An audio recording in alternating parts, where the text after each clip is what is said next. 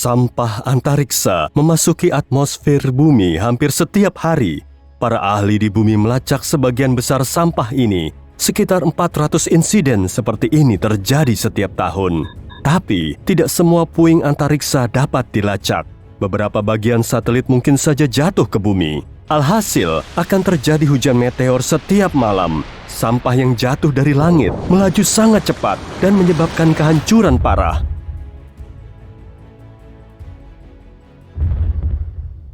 Untungnya, semua ini tidak terjadi. Hanya sedikit orang yang pernah melihat jatuhnya puing-puing antariksa. Dalam sejarah, hampir tidak ada kejadian di mana satelit yang jatuh merusak properti seseorang. Untuk mengetahui apa yang terjadi pada objek antariksa saat jatuh, kita harus memahami bagaimana objek ini terbang mengitari bumi begitu lama. Bayangkan kamu bekerja di Badan Meteorologi. Hari ini, kamu meluncurkan satelit ke orbit bumi untuk memantau iklim planet kita. Satelit ini dipasang di roket. Roketmu lepas landas dan mencapai kecepatan 40.000 km per jam. Ini lebih cepat daripada kecepatan peluru dan kecepatan suara. Akselerasi ini diperlukan agar satelit mampu melawan daya tarik gravitasi bumi. Segera setelah satelit ini masuk ke luar angkasa, ke atmosfer atas, roket pun lepas dan jatuh. Tapi roket ini sudah memberikan kecepatan dan energi yang diperlukan bagi satelit untuk melanjutkan perjalanannya. Gerakan ini disebut momentum. Satelit ini berada di ketinggian ribuan kilometer dari bumi, tapi tetap saja gravitasi menariknya. Momentum dan gaya gravitasi membuat satelit ini terbang dalam lintasan melingkar di sekitar bumi. Lintasan ini disebut orbit. Pada kecepatan ini, satelit sebenarnya bisa bergerak keluar angkasa, tapi kekuatan gravitasi menariknya. Satelit meteorologimu menyeimbangkan dua kekuatan ini, dan menemukan keseimbangan ini lumayan sulit. Makin dekat satelit ke bumi, makin kuat pula efek gravitasinya. Untuk tetap berada di orbit, satelit harus terbang sangat cepat. Ini adalah salah satu contoh satelitmu yang sedang memasuki orbit dalam kecepatan sangat tinggi. Dan kini, kamu bisa melihat salah satu alasan kenapa satelit ini tumbang. Ribuan objek antariksa lainnya terbang melewati satelit dengan kecepatan yang sama. Tabrakan sedikit saja dapat menyebabkan konsekuensi runyam. Saat ini, sekitar 500.000 sampah antariksa terbang mengitari bumi. Bentuknya bisa berupa potongan kecil, seukuran bola tenis, atau yang besar seukuran gerbong kereta atau bus. Ada juga pecahan kecil satelit. Jika dua bagian pesawat luar angkasa bertabrakan satu sama lain, keduanya berubah menjadi ribuan pecahan kecil. Jumlahnya bisa mencapai 170 juta pecahan. Orbit bumi dipenuhi puing-puing tidak berguna yang melaju dengan kecepatan tinggi. Sebagian besar bentuknya kecil, seukuran butir gula, tapi tetap punya dampak merusak yang sama dengan pecahan roket mati yang mengirim satelit ke orbit. Sebagai contoh, setetes cat dapat merusak pesawat luar angkasa jika terbang pada kecepatan 48.000 km per jam. Untuk menghindarinya, para ahli menghitung rute satelit yang mereka luncurkan sejak awal. Mereka juga melapisinya dengan lapisan pelindung kuat dari berbagai logam.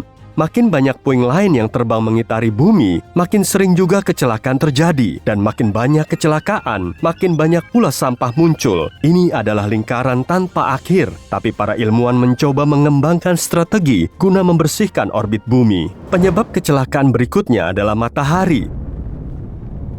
Bintang kita terus-menerus melepaskan partikel berenergi tinggi. Partikel-partikel ini bertabrakan dengan apa saja yang menghalanginya. Dan saat menabrak satelit, partikel ini dapat mengubah lintasan dan memperlambat momentum satelit. Di lapisan atas atmosfer terdapat perisai, yaitu medan magnet bumi. Satelit terbang di dalam perisai ini. Medan ini memantulkan radiasi matahari agar tidak masuk ke bumi. Tapi ada tempat-tempat di bumi yang perisainya lebih lemah. Dan saat terbang melewati tempat seperti itu, satelit-satelit ini diterpa radiasi besar. Radiasi mematikan navigasi dan operasi stabil di semua sistem. Untungnya, kecelakaan yang disebabkan oleh radiasi matahari jarang terjadi. Alasan lain adalah perubahan di medan gravitasi bumi. Planet kita terus bergerak. Proses internalnya dapat mengubah bentuk bidang gravitasi. Perubahan ini dapat mengganggu jalur terbang satelit di sekitar orbit. Untungnya, masalah akibat gravitasi seperti ini tidak signifikan. Paling parah, masalah ini bisa menyebabkan satelit jatuh setelah beberapa tahun. Dan alasan satelit jatuh paling umum adalah kita yang memutuskannya. Jika satelit tidak bisa lagi mengirimkan data atau sudah usang, spesialis langsung menjatuhkannya. Alasan umum lainnya adalah kurangnya bahan bakar. Jika kehabisan bahan bakar, satelit tak bisa dikendalikan dan berubah menjadi objek yang terbang tanpa arah. Jadi, para ahli menggunakan bahan bakar yang tersisa untuk memperlambat satelit dan membawanya keluar dari orbit. Ilmuwan merencanakan operasi ini dengan baik. Mereka menghentikan satelit di satu titik agar dapat jatuh di daerah sepi di lautan. Satelit jatuh dan melewati atmosfer bumi dengan kecepatan tinggi. Lapisan yang lebih rendah menciptakan tekanan dan gesekan yang kuat pada sampah antariksa ini. Proses-proses ini menghasilkan panas tinggi, satelit terbakar dan hancur berhamburan. Sebagian besarnya hangus. Puing-puing yang tersisa jatuh di tempat-tempat terpencil di bumi. Metode ini dapat dipakai jika satelit terbang dekat dengan bumi. Beberapa objek antariksa berada jauh dari bumi. Medan magnet bumi jauh lebih lemah di sana. Dalam kasus seperti ini, lebih mudah menggunakan bahan bakar yang tersisa untuk keluar dari gaya gravitasi. Satelit pun dikirim untuk mengapung ke angkasa luar. Potongan roket, sisa-sisa logam besar satelit bekas, dan puing-puing lainnya tidak bisa dikendalikan. Semua potongan ini jatuh ke atmosfer bumi dan berubah menjadi abu. Makin kecil objek yang jatuh, makin sedikit peluangnya mencapai tanah. Sampah besar bisa bertahan di atmosfer. Untungnya, objek seperti itu dipantau oleh layanan khusus. Saat satelit tua memasuki orbit bumi, kita sudah tahu sejak awal di mana dia akan mendarat.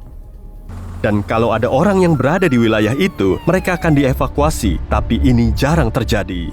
Orang-orang hanya menggunakan sebagian kecil dari seluruh total luas lahan untuk hidup. Lebih dari 70% planet ini tertutup air. Jika atmosfer tidak bisa membakar puing antariksa ini, air akan menghancurkannya. Objek antariksa mungkin jatuh ke laut atau ke daerah-daerah yang sepi penduduk di bumi. Kemungkinan satelit menghantam rumah seseorang sangatlah kecil, tapi jika itu terjadi, maka menurut hukum, pemilik rumah akan diberi kompensasi sesuai kerusakan. Di negara manapun kita tinggal, perusahaan yang membangun satelit yang bersangkutan akan bertanggung jawab. Perusahaan ini berkewajiban membayar semua kerugian.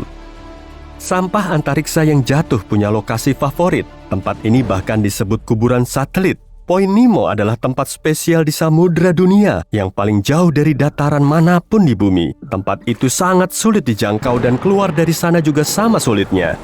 Kalau kamu terdampar di tempat ini, kamu perlu berlayar lebih dari 1.600 km untuk sampai ke pulau terdekat. Selain itu, jarak tempat ini ke Stasiun Luar Angkasa Internasional atau ISS lebih pendek dibanding daratan terdekat. Kalau kamu berada di kapal di Point Nemo tanpa bahan bakar dan radio, kamu perlu memikirkan sinyal apa yang harus dikirim ke langit. Astronaut di ISS mungkin melihatmu dan memberitahu lokasimu ke penjaga pantai. Hampir tidak ada kapal yang berlayar di sini. Oleh karena itu, semua perusahaan membuang satelit mereka di sini. Gelombang ledakan, kekuatan tabrakan sampah antariksa akan larut di lautan tak berujung. Dasar tempat ini diselimuti oleh puing antariksa. Satelit yang jatuh tidak membahayakan makhluk laut. Point Nemo adalah salah satu tempat paling tidak berpenghuni di dunia. Air dingin yang kaya nutrisi tidak sampai ke sini. Hampir tidak ada angin yang membawa banyak zat organik menuju laut. Sederhananya, tidak ada makanan yang cukup untuk menjadi tempat berkembangnya suatu ekosistem besar.